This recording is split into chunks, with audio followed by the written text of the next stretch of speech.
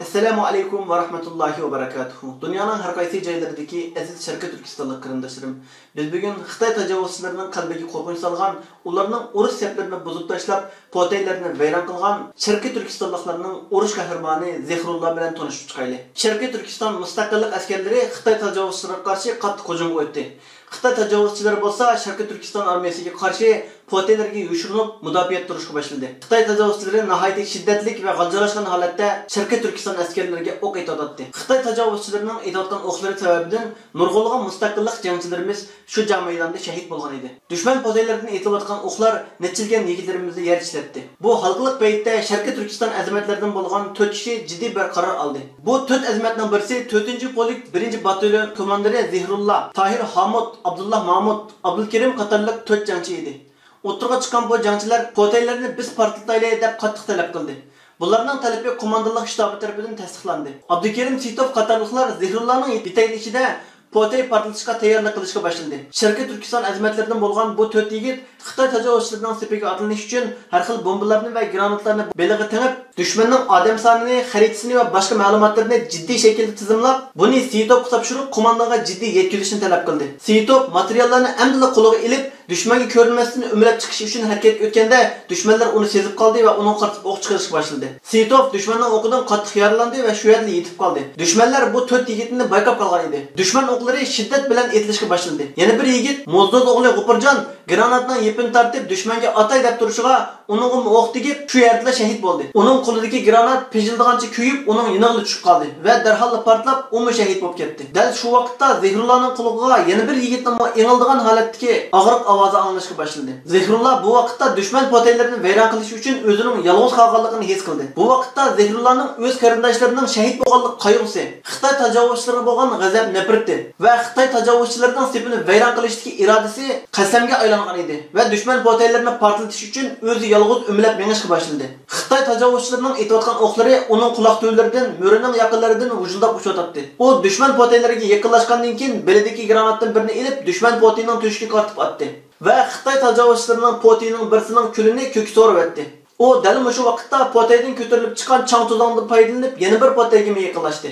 Zehrulloh ikkinchi potayga yiqilishayotgan vaqtda boshqa potaylardagi tajovuzchi Xitoylar butun kuchi bilan Zehrullohga qartib o'q etayotdi. Zehrullohning atrofida to'pchaqlar ko'tarilishga boshladi. Bu paytda Zehrullohning hayot mamatlik payti bo'lib, beshini ko'tarishga imkoniyati yo'q edi. Ammo dushman potaylarni butunlay vayron qilmay turib, keyiniga chekinish xiyoli faqat yo'q edi. Chunki dushmanning bu potaylari vayron qilinmay turib, Sharqiy Turkistonning mustaqillik armiyasi olg'a ilgarilamaydi. Zehrulloh dal bu paytda ya o'lim, ya ko'rim, mendan rozi bo'lgan ana degenicha beshini ko'tarmasdan yer beg'irlab olg'a ilgarilayotdi. Ikkinchi potayning portlashi bilan tang 3-potaydagi Xitoylar ketishga urindi. Zehrulloh 3-potaydan chiqqan Xitoylarning orqasiga granatdan birini atdi va 2 Xitoy shu yerda o'ldi. Qolgan Xitoylar bo'lsa majburiy potay ichiga yushirinib kirishga majbur bo'ldi. Vaqtni va fursatni intayin ching tutgan Zehrulloh Xitoy tajovuzchilarining 3-potayga yushirilish uchun kechayotgan vaqtida 3-potayning ichiga bir granat tashladi va 3-potaymi portlab ko'kka so'rildi. 3-potayning portlashi bilan tang Zehrullohning puti og'ir yaralandi. Zehrullohning qattiq yaralanganligini ko'rgan 4-potaydagi Xitoylar uni tirik qo'lga tushirish uchun Zehrullohga qarab etlashga boshladi. Zehrulloh biroz o'zi kelib olgandan keyin darhol avtomatini ilib Xitoylarga qarab o'q etishga boshladi. Shu yerda yana 2 Xitoy o'ldi. Qolgan Xitoylar bo'lsa yana ketishga boshladi. Bu vaqtda Zehrullohning putining ko'p qon chiqib ketganligi uchun uning ko'zi qorong'ulashishga boshladi.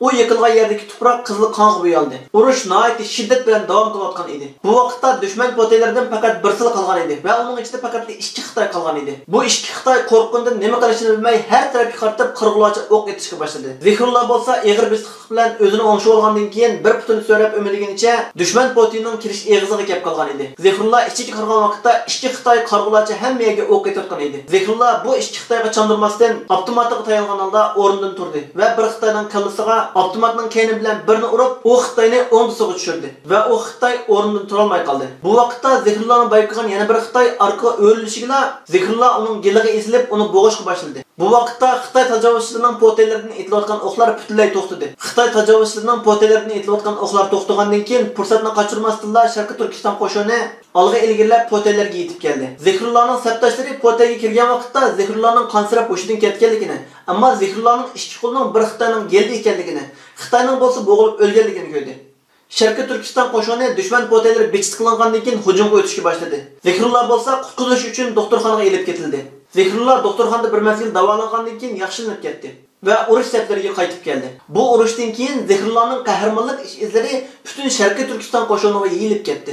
Ve onun qahramonlik hikoyasidan ta'sirlangan nurg'unlagan kishilar bu sapga qo'shilishga boshladi. Ve onundan boshqa nurg'unlagan jangchilar bu urushda Sharqiy Turkiston qo'shinining g'alaba qilishi uchun ko'p kuch chiqargan Zikrullahga arqa-arqadan kelib alohida rahmat aytishga boshladi. Zikrullahning g'ayrat jasorati, botirligi, Çiçen ve sezgürlüğü bütün kısımga tarqaldı. Bu urushdan ko'p o'tmayla Zikrullah Sharqiy Turkiston armiyasi qo'mondonlik shtabi tarafidan kurash qahramoni degan sharaf nomga erishdi. Ular bizning g'ururimiz. Biz shular bilan faxrlanamiz. Ularni seg'inish ichida eslaymiz. Bizning ana shu qahramonlarimizning dushmanga qarshi botirligi bilan hayot musobasidagi ish izlarini keyingi avlodlarimizga yetkazish bizning vazifamiz. Qahramon qiz Rizvongul shahid bo'lganda uning ochiq qolgan cho'lpon ko'zlari armon bilan qetib qolganiga o'xshash Aşı mong'an shahidlarning ochiq qolgan ko'zlarida ularning yana nurg'un arzu armonlari, g'oyalar bor edi. Ammo bizning tariximiz mushunda qahramonlarimizning qani bilan yo'g'rilgan Xitoydan iborat dushmanlarimizdan oladigan qon qisosimiz bilan to'lgan to'g'riliq nimishqidir yanada Xitoyning kitoblaridan bizning ota-bobolarimiz jang qilmagan, bizga xiyonat qilgan, vatanni sotgan deganga o'xshash har xil bahonalar bilan o'z ajdodlarimizning to'lagan bedellarini yo'q chiqaradigan, bizning avlodlarimizning, farzandlarimizning ulgu oladigan, faxrlanadigan, o'zidagi jasoratning, qahramonlikning va shijoatning manbasini yo'qib tashlab, biz mushundaq yarmas millat o'xshaymiz. Bizda qahramon chiqmaydigan o'xshaydi. Biz vatanimizni mustaqil qilolmaydigan o'xshaymiz. Xitoyga tankilanmaydigan o'xshaymiz deydigan o'xshash har xil gumonlarni va shubhalarni paydo qildigan, ruhiyatimizni sundirdigan, hatto boshqa millatlarning, Xitoylarning, Ruslarning İngilizlerin ve başka milletlerinin saht kahramanlarından ve onların kino filmlerinden ülke aladigan, onların tesirine uçurab ketadigan ve şunun bilan birlikte onlarga o'xshab bo'lishni arzu qilib changlashib ketadigan ahvollar nihoyat ko'payyapti. Amaliyotda biz Sharqiy Turkistonliklarning ajdodlarimiz ichida ve hozirgi zamonimizda nurg'unlagan qahramonlar, fidokor, jasoratli qahramonlarimiz nihoyat ko'p. Sharqiy Turkiston xalqi ichida hech bir zaman qahramonlar, azamatlar tugab qolgani yo'q. Biz tarixda yashab o'tgan ajdodlarimizning biz uchun, vatan uchun, Alloh uchun to'lagan bedellarini o'z farzandlarimizga yetkazish, tushundirish, anglatish orqali o'z farzandlarimizning vatan sevgisi va Xitoy tajovuzchilariga qarshi kurash qiladigan bir ongni paydo qilishimiz kerak. Va hozirgi zamondagi fitna fasod va safsatlarga Xitoyning hujumlariga aldanmay, vatan uchun, xalq uchun Alloh yo'lida samimiy, sodiq xizmat qilayotgan vatan xalqimizga Allohga xiyonat qilmagan samimiy kurashchi qahramonlarimizni qiziq chiqib, ularning ish izlarini anglitishimiz, yezib qoldirishimiz kerak. Oxirida vatanimiz Sharqiy Turkiston uchun, xalqimiz uchun, Alloh roziligi uchun Xitoy tajovuzchilariga qarshi turgan, bu yo'lda turli bedellarni to'lagan qahramonliklarni ko'rsatgan Osman Baturga o'xshash, Rizvongulga o'xshash, Zikrullahga o'xshash vatan qahramonlariga Allohdan rahmat va mag'firat tilayman. Ularni Alloh subhanahu va taolo o'z huzurida qabul bo'lgan shahidlarning qatoridan qilsin va bundan keyin davomli ularning izini mangdigan shularga o'xshash qahramonlarimizni chiqarib bersin va barliq xalqimizni shu qahramonlarimizning Allohning yo'lida mengayotgan sodiq kishilarning atrofida o'lishadigan, to'plashadigan, ularni qo'llab-quvvatlaydigan, ularni yolg'iz tashlab qo'ymaydigan, ularni dushmanlarning hujumidan qo'g'daydigan haqiqiy sodiq mu'minlarning qatoridan qilsin. Zalim tajovuzchilarga qarshi kurash qiladigan sapdan tushib qolmaydigan haqiqiy mujohidlardan qilsin. Ko'rishgacha aman bo'lgaysizlar.